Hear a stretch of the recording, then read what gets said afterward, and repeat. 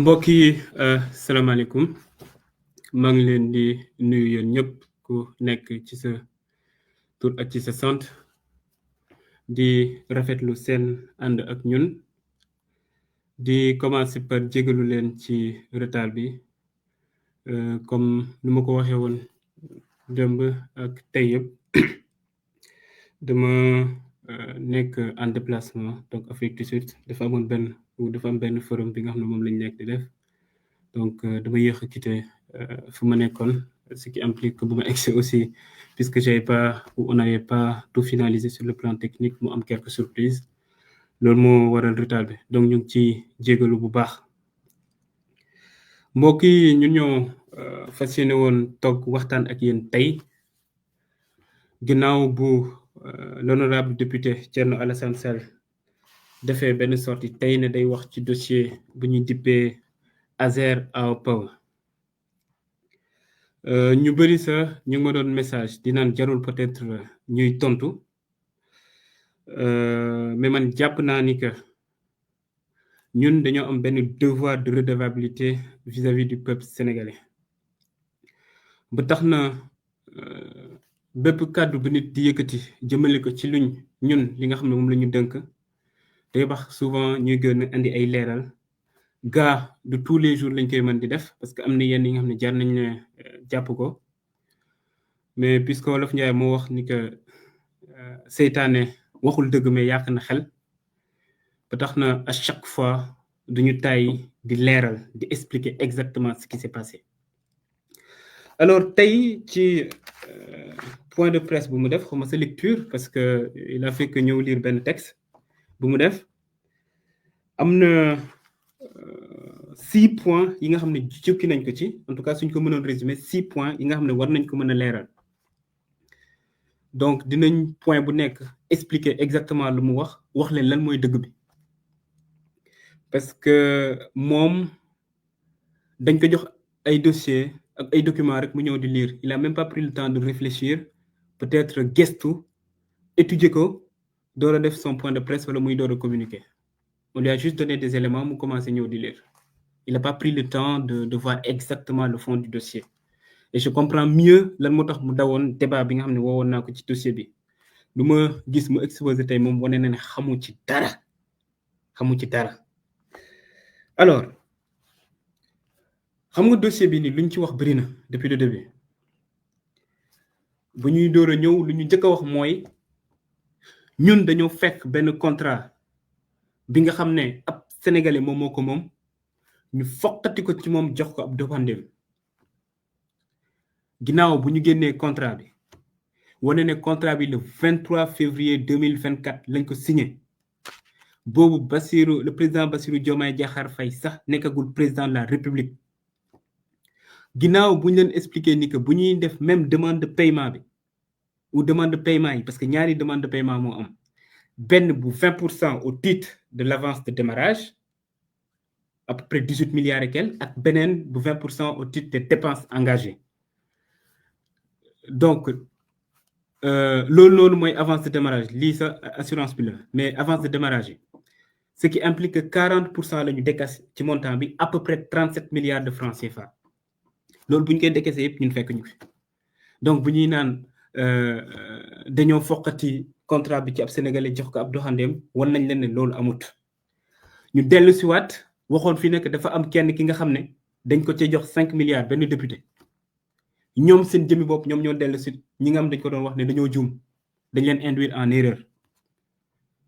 barki démb aussi gisaat naa benn journal génne ne police espagnole mu ngi def benn enquête ci 2,4 milliards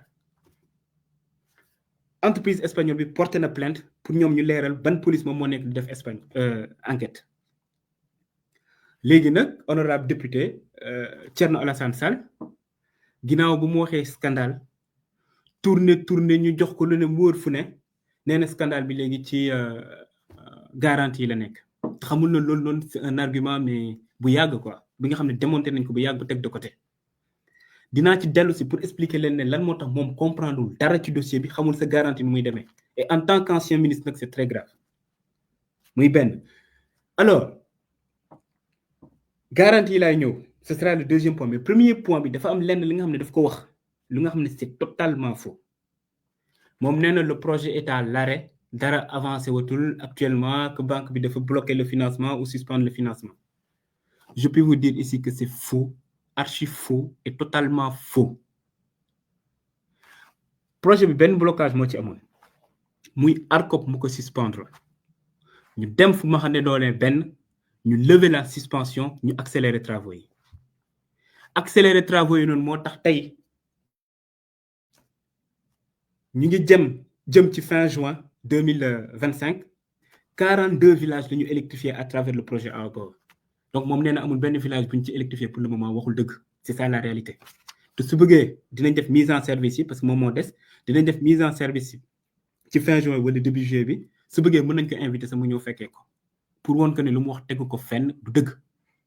au-delà de 42 villages yooyu noonu en termes de planification lu ñu prévoir c'est 400 villages minimum ci projet bi ci 2025 loolu la ñu nam donc suñu paree ci 42 villages yi 360 autres villages la ñu nekk di accélérer ça ce sont des informations yi nga xam ne envoyé nañ ko banque bi ñoom ñëpp ñu gis ko donc xam naa peut-être bokk na ci lu tax instant bi ñu nekk di tëb di dal donc premièrement lu mu wax ne projet bi est à l'arrêt dara avancé ci c'est faux archi faux et totalement faux muy benn deuxièmement par rapport aux garanties xam nga moom dafa def benn question écrite ci question écrite bi mu ne garantie yi nga xam ne moom la ñu joxe dans le cadre de ce marché là valable ñu parce que prime bi dañ ko fay après juste pour expliquer exactement lan la garantie di servir peut-être am na ñu ñuy seetaan comprendre ñu ko xam nga ci marché public su nekkee yow da nga gagné marché ba pare code des marchés publics permettre la nga jot avance de démarrage ak avance au titre des dépenses engagées mais nag dañu ne état warul jël risque par exemple joxe montant yu toll noonu te amul dara li nga xam ne moom mooy garantie au cas où ki nga xam ne moom moo jot xaalis bi exécuté wul normal wala mu daw ak xaalis bi ci loolu noonu la ñu mettre en place ay garantie donc yow instant avant ñu lay jox par exemple benn somme da nga war a dem soit ci benn banque mu assurer la wala nga dem ci benn société d'assurance bi nga xam ne ministre des finances et du budget agréé na ko soo andee caution yooyu noonu à partir de là ñun ou en tout cas entreprise bi nga xam ne moom moo joxe marché bi mën na la def avance de démarrage wala avance au titre des dépenses engagées dans le cadre de ce marché là ñetti garantie moom moo ci am première garantie bi ñu koy dippee donc garantie d'avance au titre des dépenses engagées donc 20% yi beneen garantie bi nekk garantie de restitution d'avance donc avance de démarrage 20% yi ñu joxe ak beneen garantie bi une garantie de bonne exécution donc 5% du montant total léegi moom nee na ce qui s'est passé mooy banque bi société bi dafa xaar ba jot avance de démarrage yi door a fay les garanties mu dem ci article 13 code ciment bu muy def question écritam et aussi même tey bu muy exposé article 13 boobu noonu soo xoolee alinéa 2 dafa ne la prise d'effet du contrat donc su ñu waxee contrat mooy le contrat d'assurance entre dans le cas d'espèce AOPO EPC bi nga xam moom moo gagné marché bi ak la société d'assurance donc la prise d'effet du contrat est subordonnée au paiement de la prime par le souscripteur yemu ci mu dem ci article alinéa 6 bi mu ne en cas de non-paiement de la prime dans le délai le contrat est résilié de plein droit contrat bu muy wax mooy le contrat d'assurance entre donc AOPO EPC ak la société d'assurance donc jusqu'ici vous voyez que moom lu mu nekk di souligner yépp c'est entre ñaari privé donc la société d'assurance ak société AOPO EPC bu mu defee sa question écrite ministère des finances tontu ko ne ko ne gis nañ sa question écrite mais kaay ñu expliquer la da nga xamut peut-être wala nga nekk de mauvaise foi mais dañ ko ne da nga xamut ci note explicative bi ne ko ne lu nga fàtte souligner mooy même article 13 bi nga nekk di wax am na alinéa 2 am na alinéa 6 mais da nga yeggul ci alinéa 7 bi alinéa 7 bi lu mu wax les dispositions des alinéas 2 et 6 ne s'appliquent pas aux primes de l'État et de ses démembrements. Mu ne ci misaal disposition article alinéa 6 bi ak 2 bi nga xam ne moom la bind ci question écrite ne s'applique pas su nekkee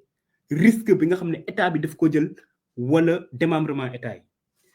Mu ne pour l'État et ses démembrements, les délais de paiement des primes pourraient être accordés dans les conditions définies par la CRCA, c'est-à-dire la Commission régionale de contrôle d'assurance. CRCA boobu noonu le 22 juillet 2011 dafa def benn circulaire ci circulaire boobu mu expliquer clairement que dans le cadre de marché ou en tout cas des risques yi nga xam ne état la wala démembrement état am nga délai wu 180 jours am nga délai wu 180 jours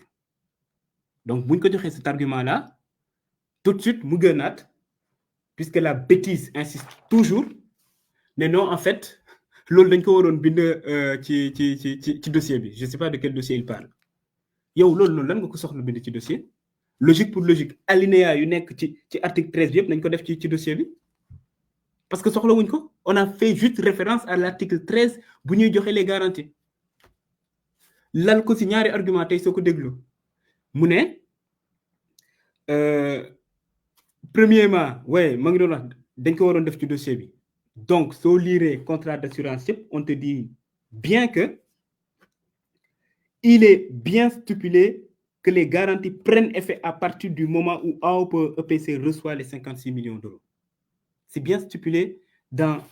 les garanties yi nga xam ne joxe nañ ko amul garantie boo si gis te waxuñu ne à partir de l'instant où la société paye la prime la dañoo ne à partir du moment où moom société bi mu jot xaalis yi garantie yi dugg nañ muy benn. Deuxièmement moom mu ne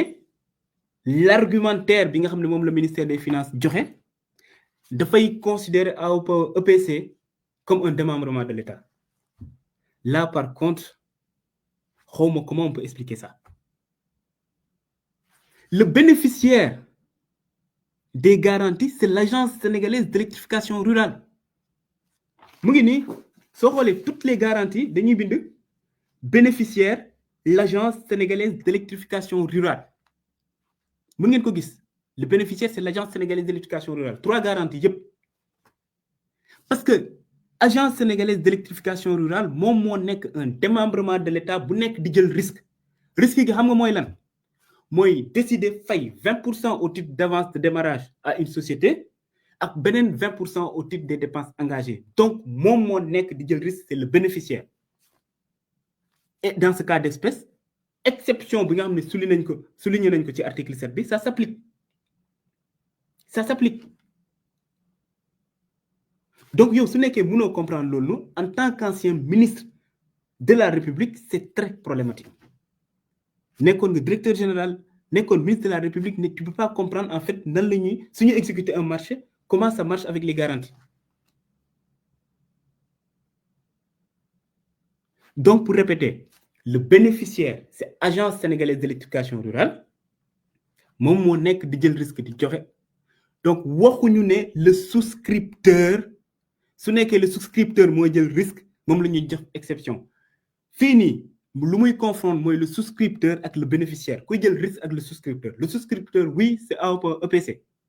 mais le bénéficiaire donc ku nekk di jël risque c'est l'agence sénégalaise d'électrification rurale xanaa nag doon agence sénégalaise d'électrification rurale nekkul un démembrement de l'État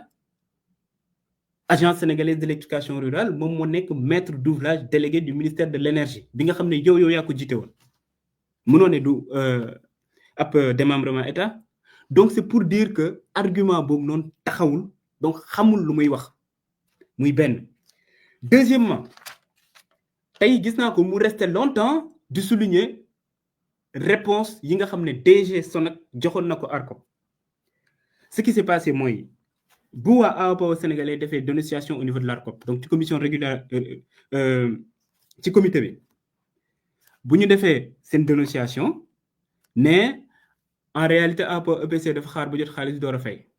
c'est le même argument que le député Thierno Alassane Sall est en train d'utiliser actuellement waa ARCOP saisir DG Sonac bi pour laaj ko ne ko ne mën nga ñu wax ndax avant lañ ko fal waaye après mu ne leen sama relation ak sama client seen yoon nekku ci kii man ak moom ñu ngi liggéey depuis 2018 dañoo signé man ak moom un protocole en mars 2018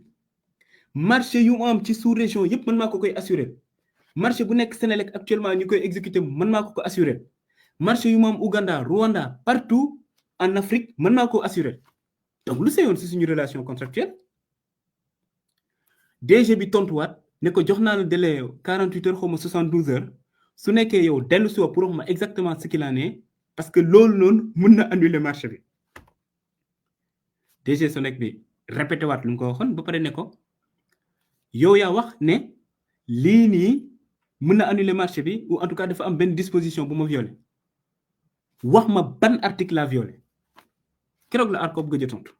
parce que effectivement mënul wax ban article la violé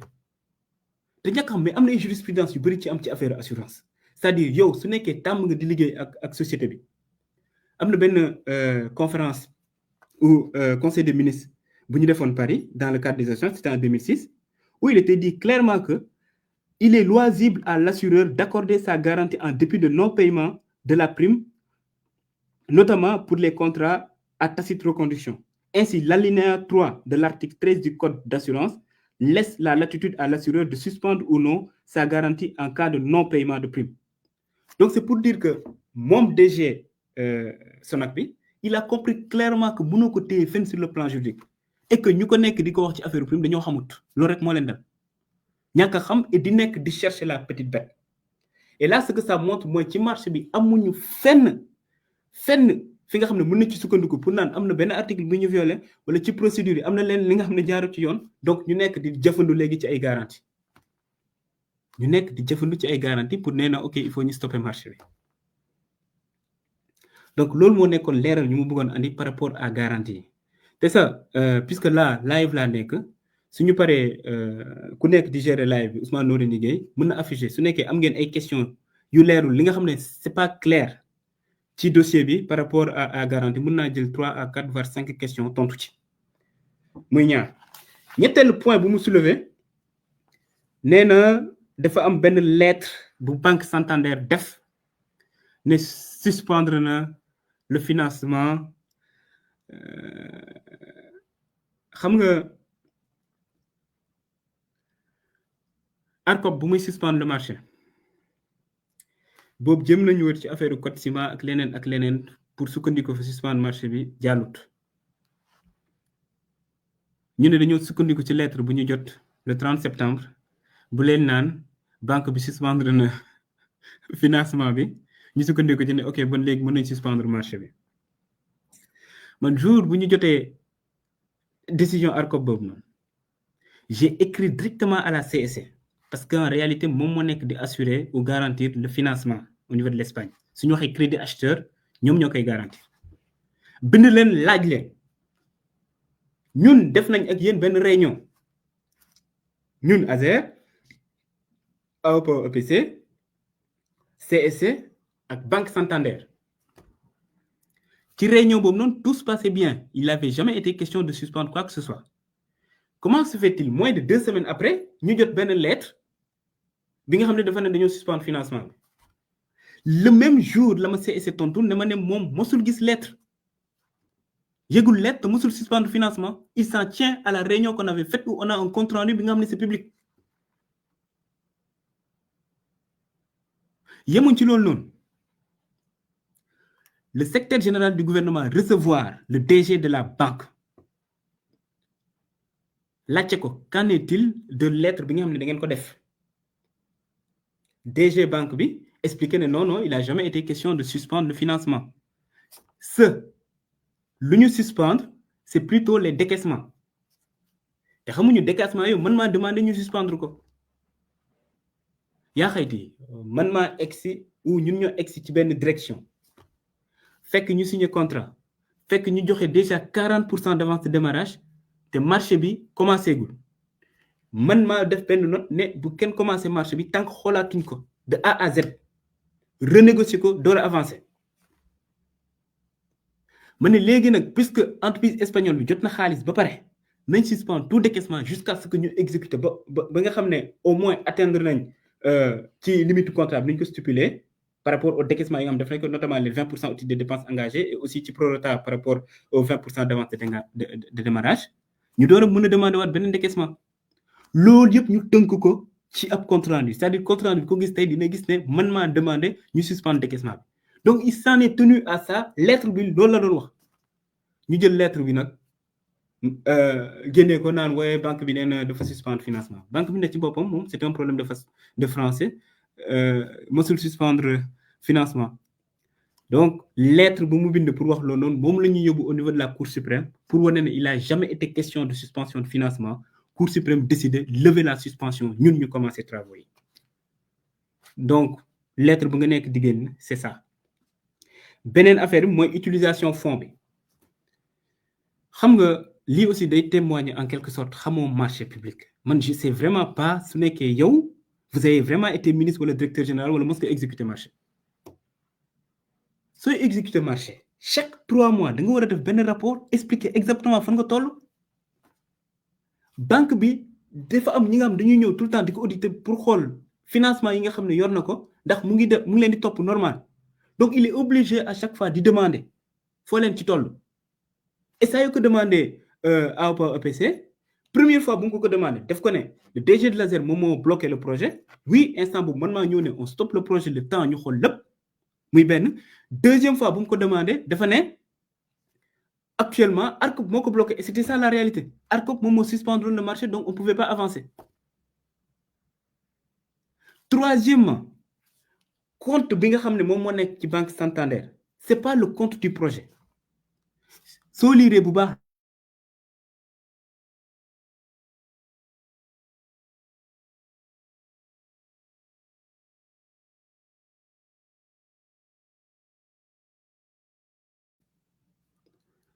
désolé j'ai un problème de connexion j'espère que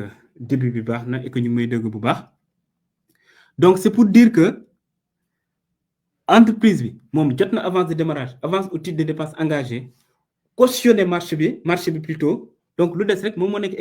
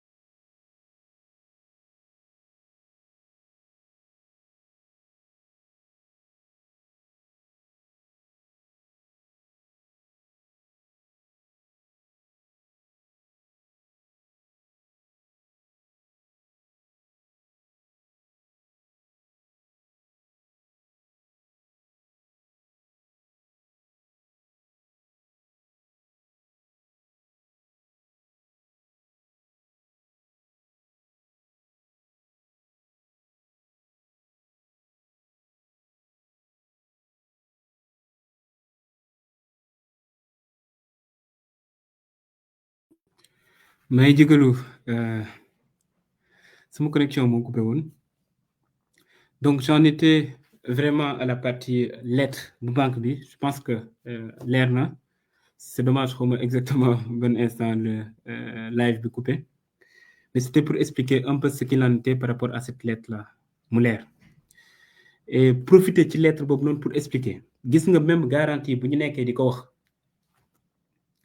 ñun on a fait une lettre adressée ko à la société Sonac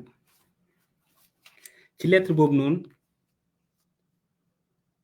dañ ko ne monsieur le directeur général dans le cadre du marché Azer AOPA EPC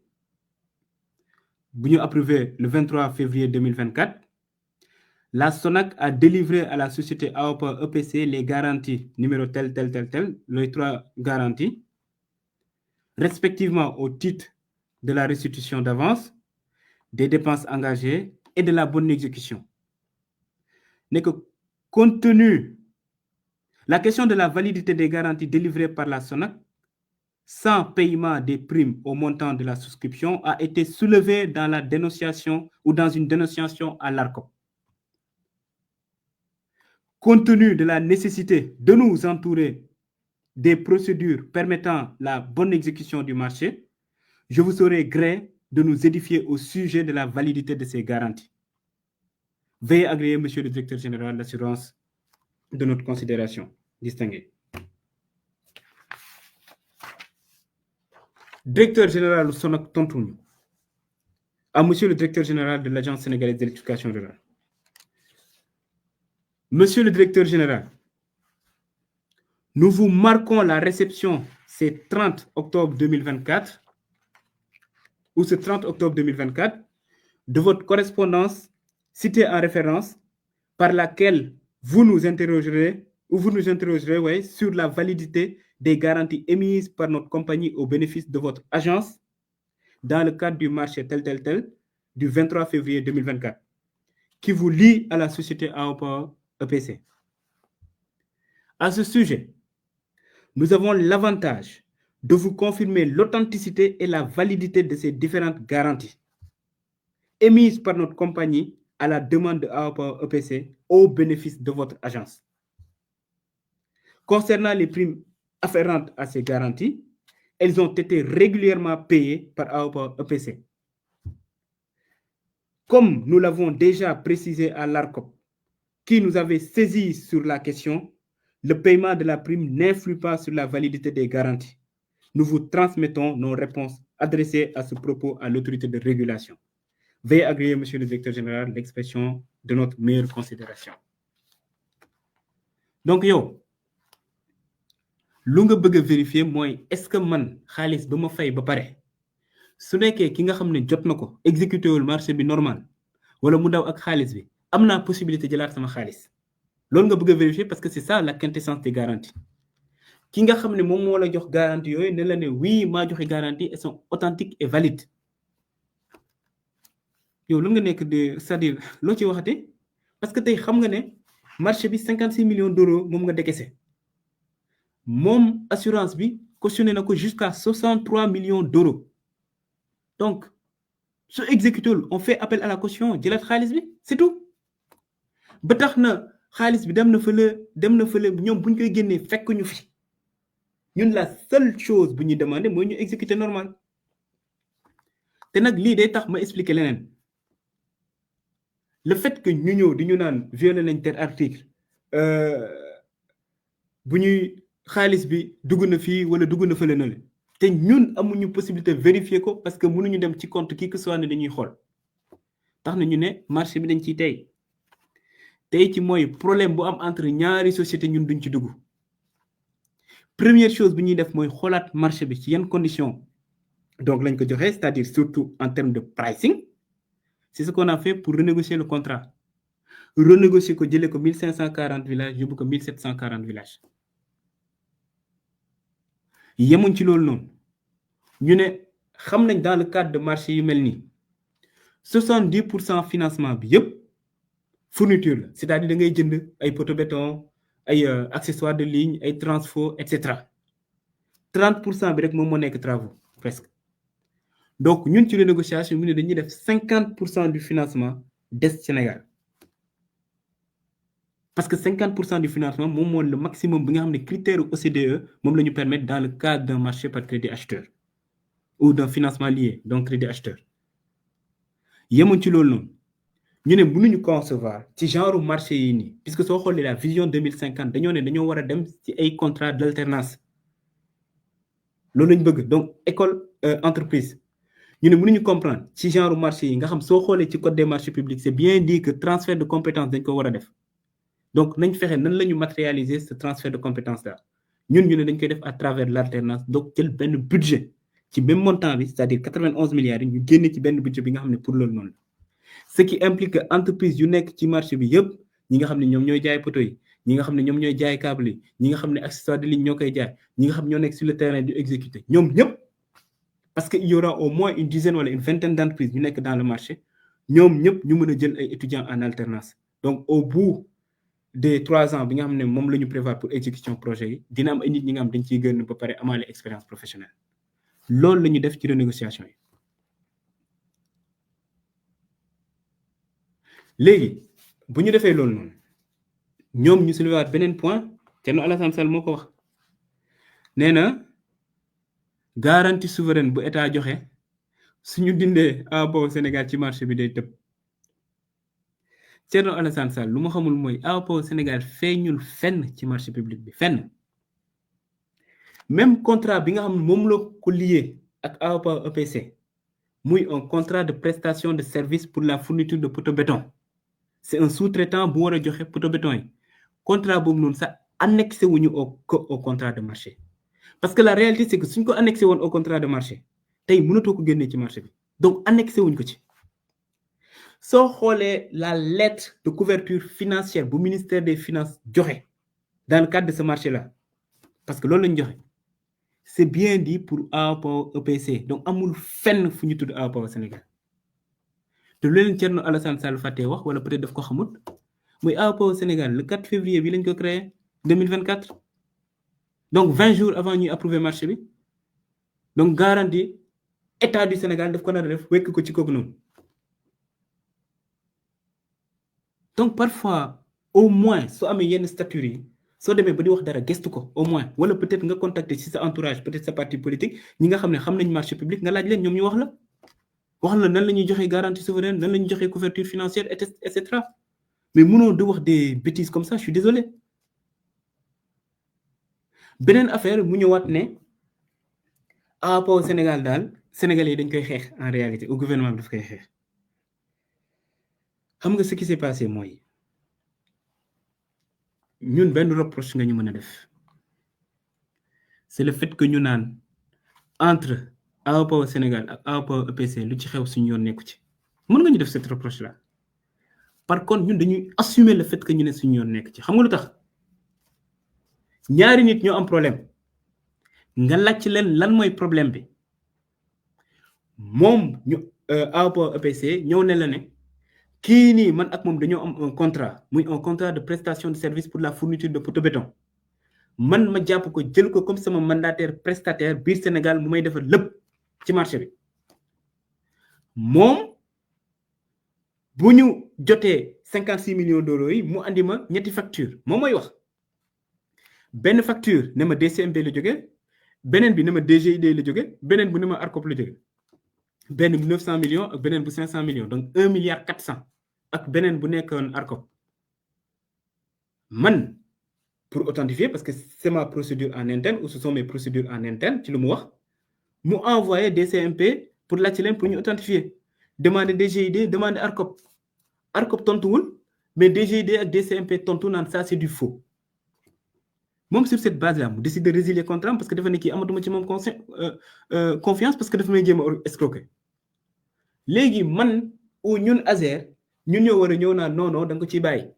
même su nekkee jëm na escroquer xamuñu ce qui s'est passé mais da nga ko ciy bàyyi loolu dinañ ko def pire encore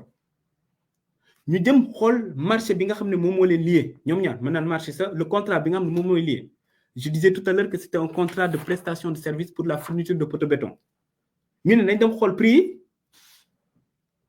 nga gis ne poteau béton par exemple 400 décanewtons yu 12 mètres ñu ngi nii ñu ngi ko facturé 1 613 768 francs CFA au même moment soo xoolee prix de référence PE ELEC yi ñu ngi fixé woon en moyenne 271 000 francs CFA donc yow écart 1 342 000 pour benn poteau nga jël poteau béton wu 1500 décanewtons 12 mètres ñoom ñu facturé 1 664 197 francs CFA au moment où soo xoolee prix de référence yi nga xam ne moom la ñu def ci PE ELEC bi en moyenne c'est autour de 547 000 donc surplus ou surfacturation 1 116 275 francs CFA nga jël poteau béton wu 2000 décanewtons 12 mètres ñoom ñu facturé 1 739 841 francs CFA au même moment soo xoolee prix de référence yi 614 000 la ñu wax ci prix de référence PE ELEC donc surfacturation wu 1 125 000 francs CFA type de poteau nag multiplié ko par le nombre de poteaux ñuy définir ci 928 villages yi bu ñu defee le calcul on était à 15 399 909 687 francs CFA de surfacturation ci poteau yi kese nag nga ne entreprise sénégalaise yi moom moo jaayee loolu noonu entreprise espagnole ngeen ne ñu ne dañoo woote jubanti dañoo war a ñëw défendre kooku noonu léegi nag député Thierno Alassane Sall kooku la nekk di défendre argument yu mu ko jox yépp moom la ñëw di brandir nit ñi ne léegi état du Sénégal ñoom ñooy xeex lii on comprend mieux fu mu nekkoon ak rôle bu mu nekk toujours depuis tout à l'heure yow yaa ngi créer sa parti dippee ko République des valeurs ba pare di défendre surfacturation di défendre escroquerie yow jàpp nga ne c'est comme ça que tu vas sortir du trou noir politique bu le peuple du Sénégal confiné depuis ay at ba pare loo mënti wax ci dossier moo wala ne la kaa ñu débattre ci nga bañ waaf am na kenn ku ma dëgg keroog mu naan non député Thierno Alassane Sall c'est un chef de parti donc mënul débattre ak kenn ki nga xam ne c'est un élément de la JPS vice coordinateur du JPS mënu ko mais lu ñu fàtte wax mooy le président de notre parti président Ousmane Sonko bu muy wax ci ONAS fekk directeur général bi nekk fa bu mu ko woowee pour débattre dafa ne kaa ñu débattre dafa pare ñëw naan pour ñu débattre finalement ñële ñoom ñoo bañoon et pourtant instant boobu noonu moom il est quitté na élection présidentielle il avait plus de 15% yow mi nga xam ne tu pèses à peine 1% ne yow yaay bañ débattre avec un DG ci benn sujet bi nga xam ne yow yaa ko ci interpellé c'est où la logique donc c'est pour dire que fii nii sincèrement yenn journalistes yi wala ñenn ñi suñu wax nañ àtt dëgg quoi yow yaa ngi tuumaal nit ci urbi et orbi fu ne nga yu tuumaal naan scandale dafa am ki nga xam ne moom ngay tuumaal ne la kaa ñu débattre ci nga bañ lan mooy logique bi léegi ma ne ko ok peut-être da nga xamul dara ci dossier bi wala dañ la induire en erreur léegi kaa ñu débattre yow ci sa dossier mooy le dossier OS Minan bi nga xam ne yow ba ngay nekk ministre la am buñ la falee ministre après la ñu signé ce contrat là un contrat bi nga xam ne 1144 localités lañ ci waroon électrifier instant bu may wax ak yow nii 368 villages rek la ñu électrifier projet bi bloqué na depuis ay at sur les 60 milliards 45 ou plus de 45 milliards décaissé nañ ko ba pare 45 milliards juste 368 villages fu xaalis bi dugg ba pare ñu noté ci ay irrégularités yu bëri bokk na ci irrégularités yi instant bi nga xam ne par exemple ñu ngi joxe avance de démarrage bi kenn budgétisé wu ko woon ASER instant boobu noonu parce que fin 2015 la ñuy joxe avance de démarrage bi instant boobu noonu bu ñu ñëwee ASER comptable nee nañ leen mënaguñu décaisser parce que il faut ñu budgétiser ko Farba Ngom moom moo jóge fële ñëw mettre la pression en tout cas liggéey ak ñoom nekk fa di wax ba finalement ñu door a def décaissement yi le même jour dem au niveau de la banque bloquer compense yi parce que c'était la fin de l'année pour ñu décaisser xaalis bi le même jour même Farba Ngom boobu moom moo la accusé yow ne la ne yow Thierno Alassane Sall bu ngay nekk ministre de l'énergie am na li nga xam ne sëkk nañ ko man ak yow nga jël xaalis man ma jël xaalis mosoo ko ci porte plainte donc ñun suñu ñëwee fekk dossier bu mel nii suñu xel day ñaaw loolu laa la wax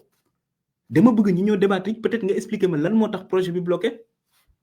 yow en tant que ministre de l'énergie de l'époque instant bu ñuy def dossier bi vous étiez acteur kenn mosu na dëgg nga wax ci dossier boobu noonu masta am et pourtant c'est un grand scandale puisque amoo xam-xamu débattre ci dossier AOPE bi parce que xamoo ci dara parce que tey nu ma la gisee ngay lire li dañ lay jox ay dossier rek filtré woo sa ñëw lire léegi peut-être OS Mina bi puisque yow yaa ko structuré ou en tout cas yaa fi nekkoon bu ñu koy def instant boobu yow yaa nekkoon ministre parce que soo ma ne xamoo ci dara nag en tant que ministre ce sera très grave munoo nekk un ministre ci sa ay direction yi nga xam ne sous sa si sa tutelle la nga ne xamoo lu fay xew là ce serait catastrophique léegi comme xam nga nu mu demee kaa ñu waxtaan ci man loolu foo laa la woo mbokk yi lii laa ñëwoon pour partager ak yéen donc peut-être am na leen li nga xam ne leerul di jégalu aussi ci instabilité connexion bi le fait que ma nekk hors du Sénégal moom moo tax parce que su ma sañoon dama naroon def benn point de presse où damay c'est-à-dire ma jàkkaarloo ak journalistes yëpp sénégalais yëpp wax mu gën a leer mais la condition yu ñu sorteem bi fekk moom moo tax mais newoon nañ du ñu bàyyi mu fanaan su waxee ñun le même jour dañoo war a ñëw expliquer aux Sénégalais exactement ce qu'il en est ñu ngi leen di sant di leen gërëm ci déglu bi di jégalu encore une fois ci retard bi ak ci instabilité connexion bi je vous remercie pour votre aimable attention